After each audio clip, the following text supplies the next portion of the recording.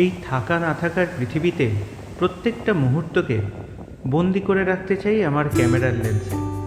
রেখে যেতে চাই স্মৃতি, মনে রেখে যেতে চাই কিছু সুন্দর অভিজ্ঞতার কথা। তাই আর দেরি না করে আমাদের 2024-এর পুরী ভ্রমণের ভিডিও শেষ অংশটা রেখে গেলাম এখানে।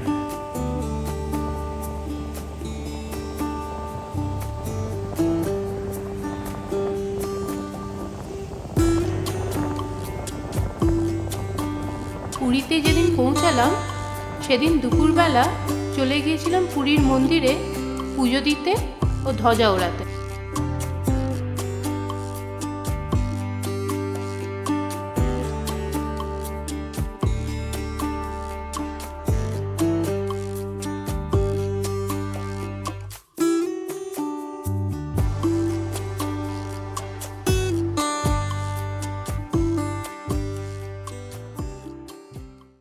জয় জগন্নাথ জয় জগন্নাথ জগন্নাথ জয় জগন্নাথ জয় জগন্নাথ জয় Jagannath.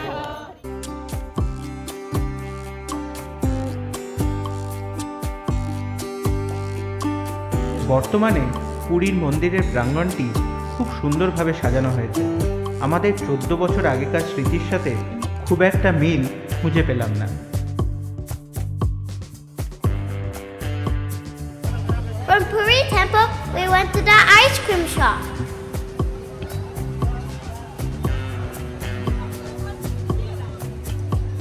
From there, we went to Fisherman Kitchen Restaurant for dinner. সেদিন ডিনারে ওমের জন্য ছিল বাটার নান, ফ্রেঞ্চ ফ্রাইজ আর পাস্তা, আর আমার আর শুভঙ্করের জন্য ছিল ভেজ হাক্কা নুডলস। এরপর সেদিন রাত্রেবেলা আমরা ফেরত চলে গিয়েছিলাম হোটেলে।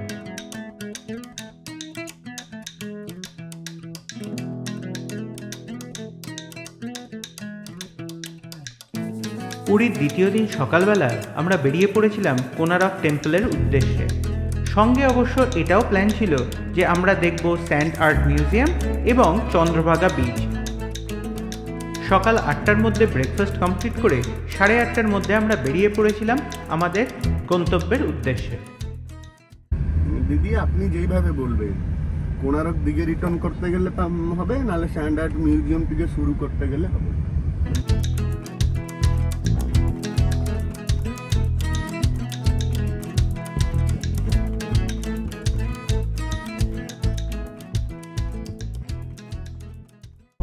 রাস্তা কোথাও গ্রামে, কোথাও কটিং কিছু থাকবে না। অনলি রাস্তার দু সাইডে থাকবে পটচিত্র, রেস্টুরেন্ট, মেডিসিন। এই তিনটাকে আলাদা করবে 8 লাইন বিশিষ্ট বিজু পট্টনায়ক বিমানবন্দর থেকে শ্রী জগন্নাথ বিমানবন্দরকে কানেকশন হবে।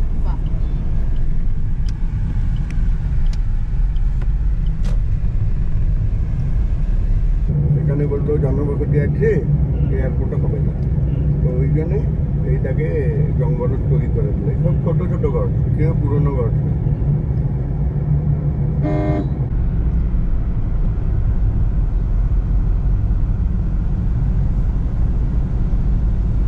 দাদা, আপনি আমেরিকাতে থাকেন, আপনি কি করে জানলেন?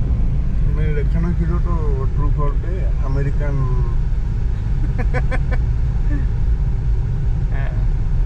যেহেতু অনেক বছর বাদে আমরা পুরীতে এসেছি, আমাদের গাড়ির চালক দাদা সত্যনারায়ণ বাবু আমাদের রাস্তাঘাট চেনাতে চেনাতে নিয়ে চলেছিলেন কোনারক টেম্পলের উদ্দেশ্যে।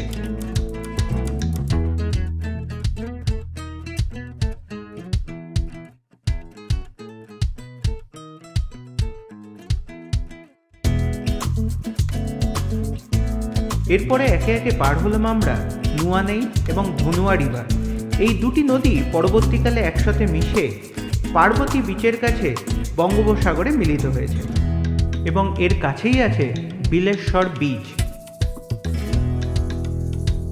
যারা আমার মতন 80-র দশকের ঝাউগাছে ভরা নির্জন পুরীর বিচ দেখেছেন, তাদের কাছে এই বিলেশ্বর বিচ জায়গাটি খুব ভালো লাগবে। আমি আমার বন্ধুর কাছ থেকে এই বিচের ব্যাপারে শুনেছিলাম, কিন্তু দুর্ভাগ্যবশত আমাদের সময় হয়নি এই ট্রিপে এই বিচে যাওয়ার।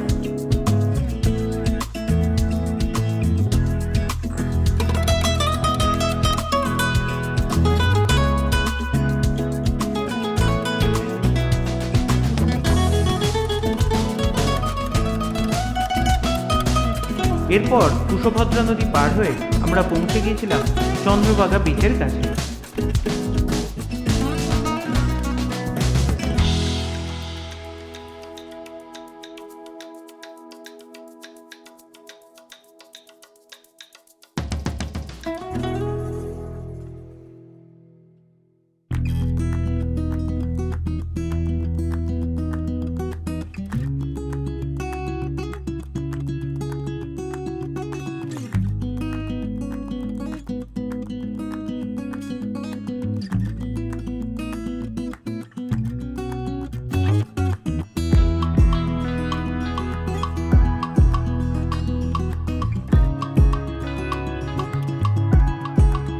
এরপর দেখলাম কুশভদ্রা নদীর মোহনা, যেখানে কুশভদ্রা নদী এসে মিলিত হয়েছে বঙ্গোপসাগরে।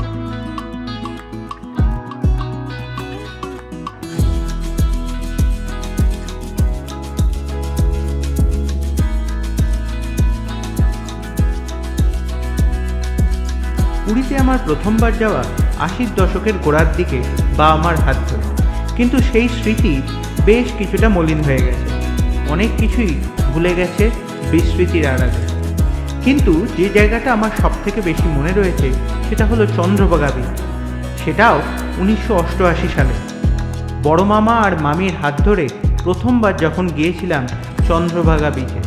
তাই এবারে যখন এসে পৌঁছলাম, মনটা চলে গেল সেই 1988 সালে আমার দেখা প্রথম চন্দ্রভাগা বিচে। অনেক পরিবর্তন হয়ে গেছে, কিছুই আর চেনা যায় না।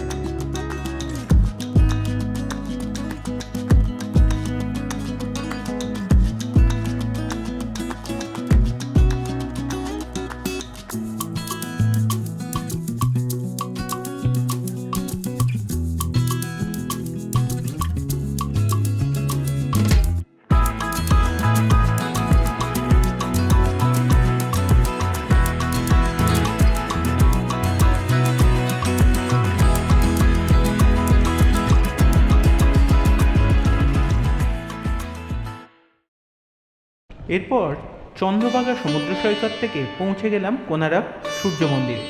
শেষবার 2010 সালে ডিসেম্বর মাসে আসা হয়েছিল এই কোনারক সূর্য মন্দিরে।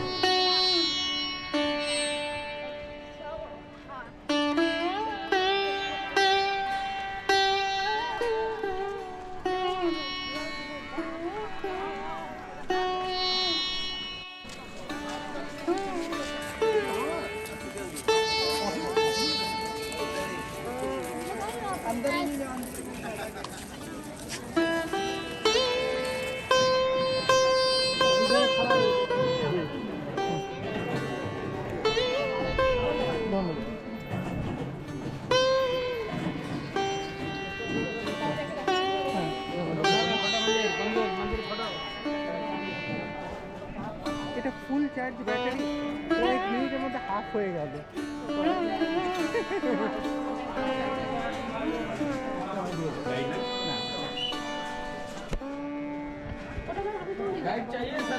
তেরোশো শতাব্দীতে প্রথম নরসিংহদেব এই মন্দিরটি প্রতিষ্ঠা করেন। এই মন্দিরের প্রতিষ্ঠা, স্থাপত্য এসব নিয়ে অনেক গল্পকথা প্রচলিত আছে। আপনারা সেগুলো চাইলেই ইউটিউবে বা গুগলে সার্চ করে দেখে নিতে বা পড়ে নিতে পারবেন।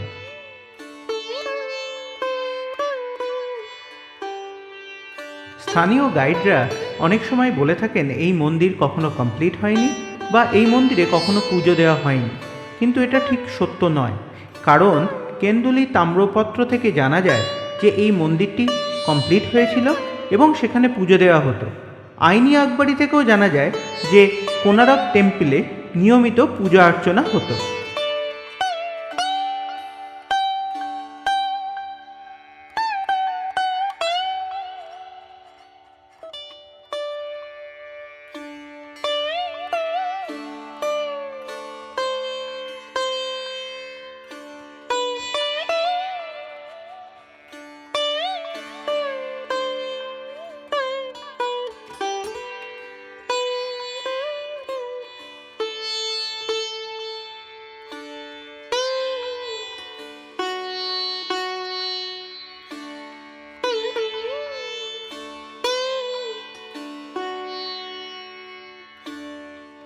সম্ভবত 1568 বা তার শেষের দিকে কালা পাহাড় এই টেম্পলকে আক্রমণ করে ধ্বংস করে ফেলেন।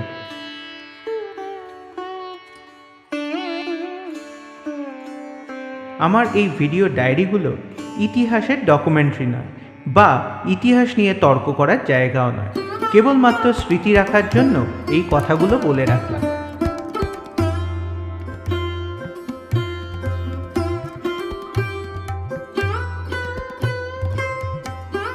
ওম অবাক হয়ে দেখছিল এই মন্দিরের স্থাপত্য।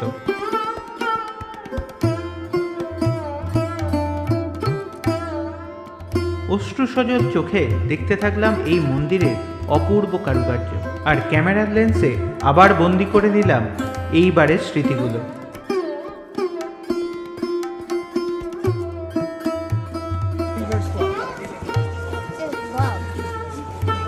Are you looking at the bag? I'm talking about the clock and you are looking at the bag. I was looking at.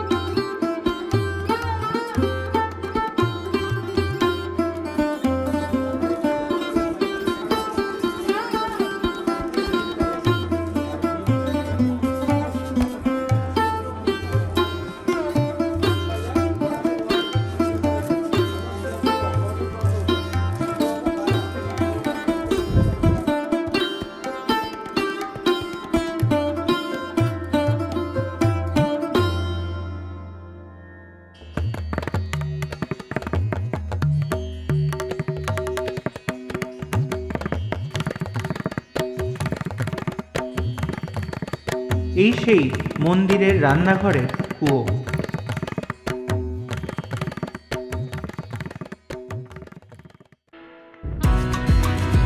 এই মার্চ মাসের শুরুতেই বাইরের তাপমাত্রা 30 ডিগ্রির ওপরে চলে গিয়েছিল। বাইরে থাকা খুবই কষ্টকর, তাই এবার মন্দির থেকে ফিরে চললাম পুরী শহরের উদ্দেশ্যে।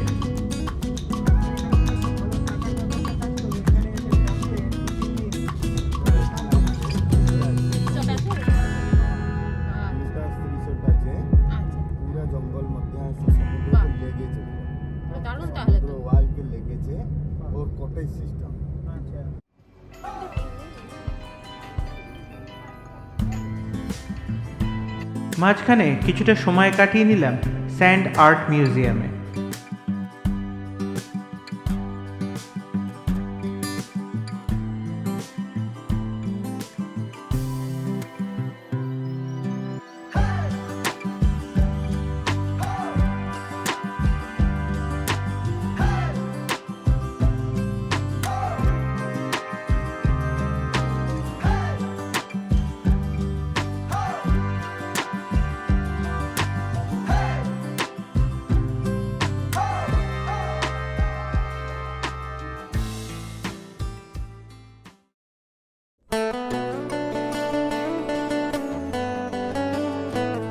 লাঞ্চের জন্য আমরা চলে এসেছিলাম সুপ প্যালেস হোটেলের অবস্থিত মিত্র ক্যাফেতে।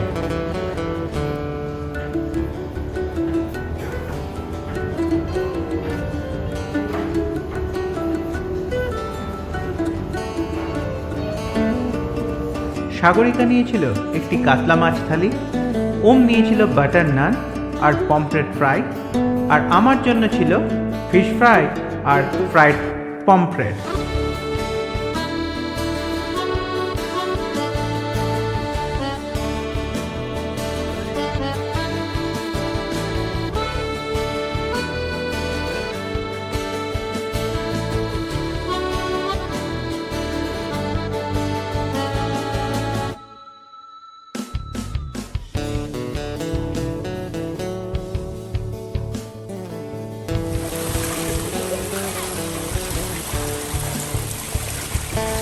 এরপর হোটেলে ফিরে কিছুটা সময় কাটিয়েছিলাম হোটেলের সুইমিং পুলে।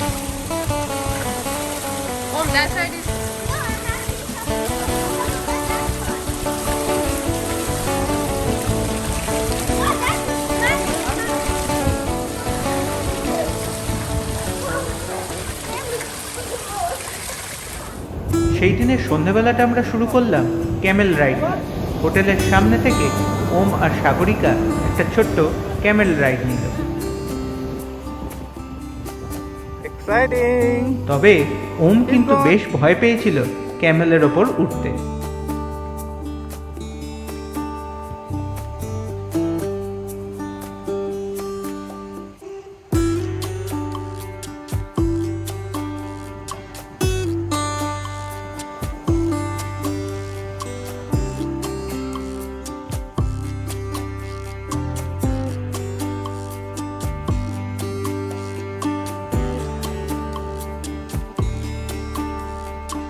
এরপর আমরা পৌঁছে গিয়েছিলাম স্বর্গদ্বার বাজারে কিছু টুকটাক কেনাকাটার জন্য।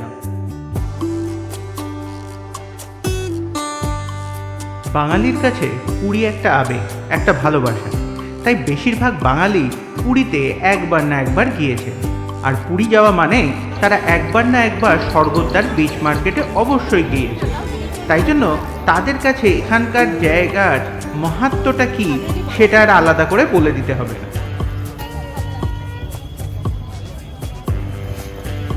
বাংলা বলতে বলতে এত লোক বাঙালি আসে এখানে, বলতে বলতে অভ্যেস হয়ে যায় না?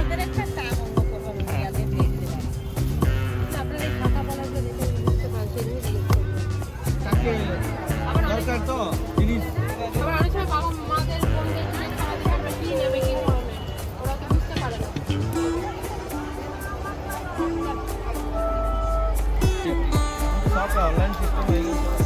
আপনাদের অনলাইন আছে নাকি? সব আছে।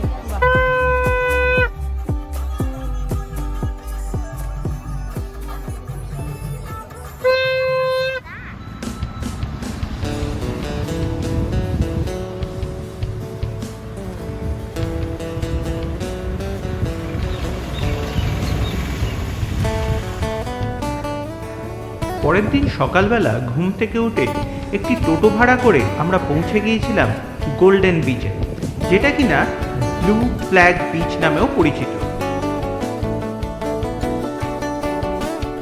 সমস্ত পুরীতে এর থেকে সুন্দর পরিষ্কার পরিচ্ছন্ন বিচ আর কোথাও নেই। এখানে কোনো প্লাস্টিক নিয়ে ঢোকা চলে না, চারিদিকে খুঁজলেও আবর্জনার একটুকু চিহ্ন মাত্র পাওয়া যায় না। কোনো হকার নেই, মানুষের ভিড় কম, এত সুন্দর নির্জন পরিষ্কার বিচ খুবই কম দেখা যায়। খুব ভাল লাগলো এখানে। এই বিচটাকে সব থেকে সুন্দরভাবে এনজয় করার উপায় হলো যদি এখানকার মেফেয়ার হোটেলে রিজার্ভেশন করা যায়। আপনাদের আগেও জানিয়েছি আমরা চেষ্টা করেও এখানে রুম পাইনি ডিউ টু ওয়েডিং সিজন। এই বিচের সামনে আরেকটি থাকার হোটেল হলো গোল্ডেন প্যালেস।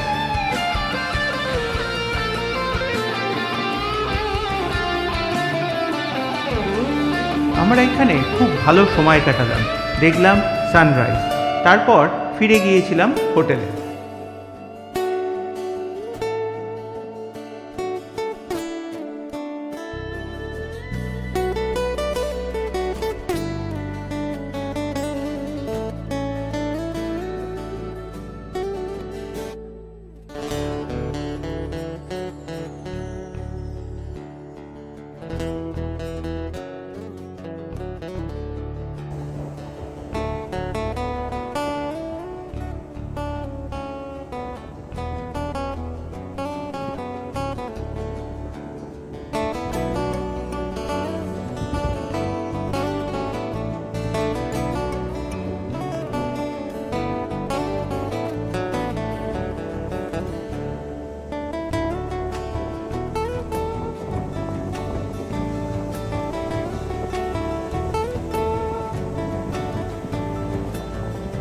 তারপর বাকি দিনটা টুকটাক শপিং, প্যাকিং এইসব করতে করতেই চলে গেল।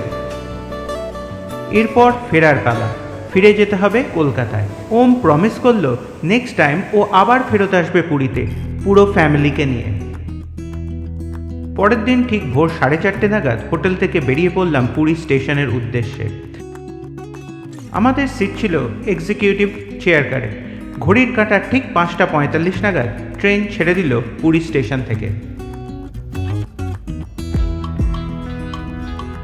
আমাদের ট্রেন শতাব্দী এক্সপ্রেস, যেটা কিনা ভোর 5:45-এ পুরী থেকে ছেড়ে হাওড়ার উদ্দেশ্যে রওনা দেয়। এই ট্রেন হাওড়া স্টেশনে পৌঁছয় দুপুর 1:40 নাগাদ। সময় নিরিখে বিচার করলে পুরী থেকে হাওড়ায় আসার সব থেকে ভালো ট্রেন হচ্ছে এইটি। কিছুক্ষণ বাদেই ওনারা সার্ভ করলেন টি, কফি আর কুকিজ।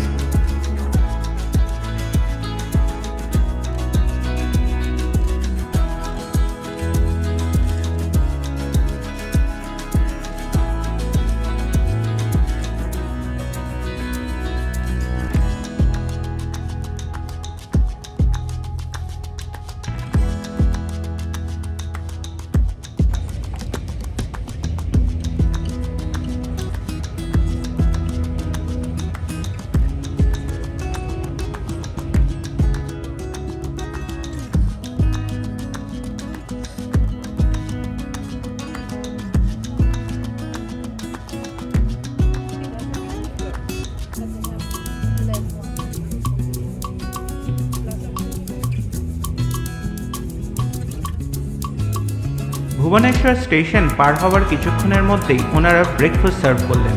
ব্রেকফাস্টে ছিল cornflakes, milk, bread, omelette, jam এবং বাটার।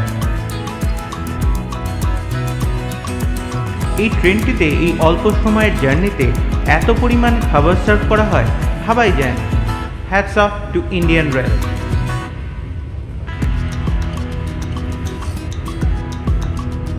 ভদ্রক স্টেশন পৌঁছানোর কিছুক্ষণ আগেই আমাদের সার্ভ করা হলো স্যুপ।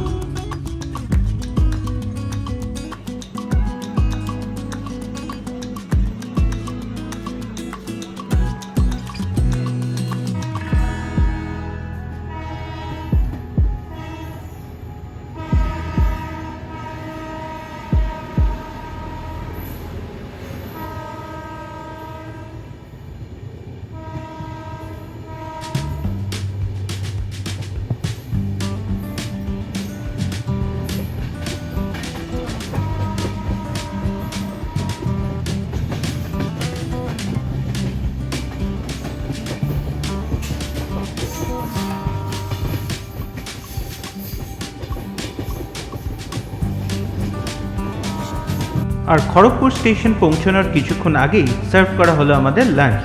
আমরা নিয়েছিলাম ননভেজ লাঞ্চ। তাতে ছিল রাইস, রুটি / চাপাতি, ডাল, চিকেন কারি আর ইয়োগার্ট। আর খড়গপুর স্টেশন ছাড়ার কিছুক্ষণ পরেই আমাদের সার্ভ করা হলো ডেজার্ট। তাতে ছিল আইসক্রিম।